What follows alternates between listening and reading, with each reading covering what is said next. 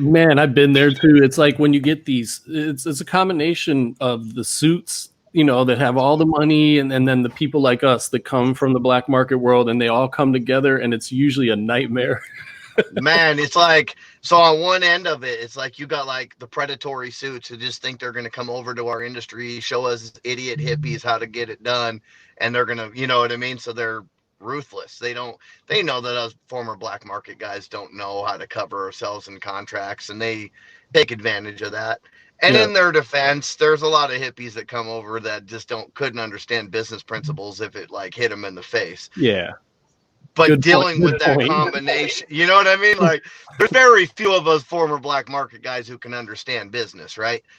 But it's rough coming over because on the other side there's serious consequences, so people just don't cross certain boundaries. On this side of it, they'll rob, cheat, and steal, and you can't do anything about it.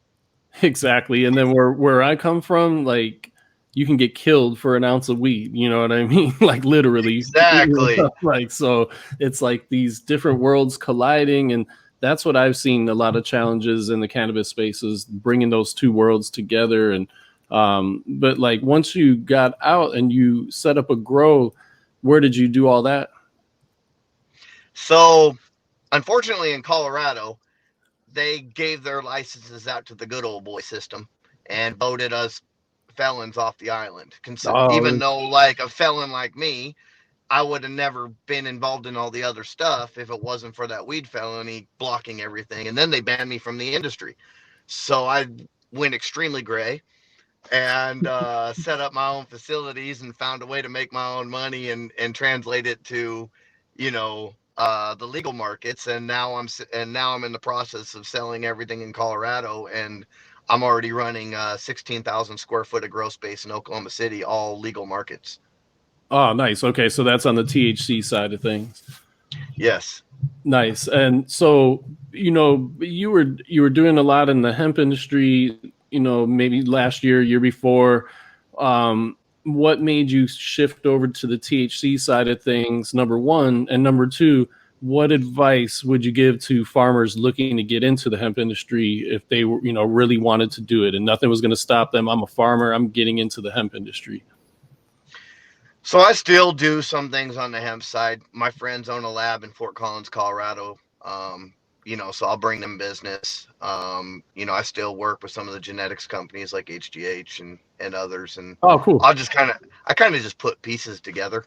I really don't spend much time on the hemp side of it at all because 99% of the money I make is all from marijuana. It's just where my roots are, and I guess just naturally came back to it because it's easier for me to get around doing things. With the farmers on the hemp side, be careful of the unicorns. You get these people, their entire, you got to look at the motives of the person talking to you. If their motive is to make money off of you farming, buying their seeds, buying their fertilizers, buying, then they're going to tell you to do 1,000,000 acres and pretend like they're going to do everything they can to help you sell the product. Well, the problem is all these idiots over got everybody doing way too much acreage. What was it, like 5 times the amount last year than the year before? And retail steadily climbing, um but not five Not that times the fast. amount Yeah. yeah, exactly. So we just got to be careful in terms of how much land.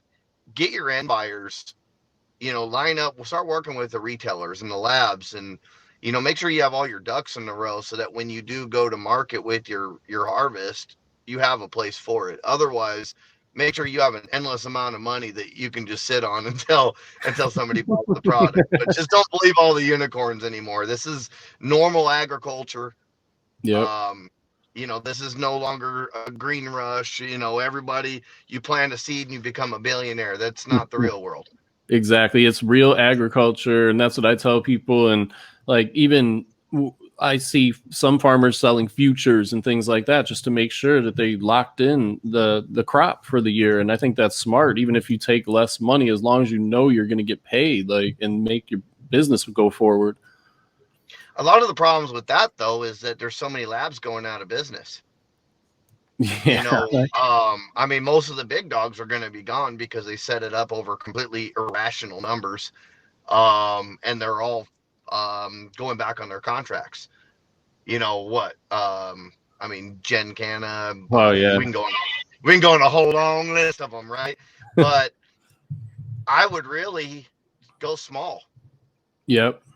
That's what I would do. I do 5 acres. If you sell it, if you don't lose the farm. If you sell it, you go network with the right people, meet with the people that are in this for the right reasons. It's real easy to look up to companies and the people of integrity in this industry. Network with them, start small, and grow as you need to, but just build those relationships first before you jump in and put a boatload of money into hundreds or thousands of acres.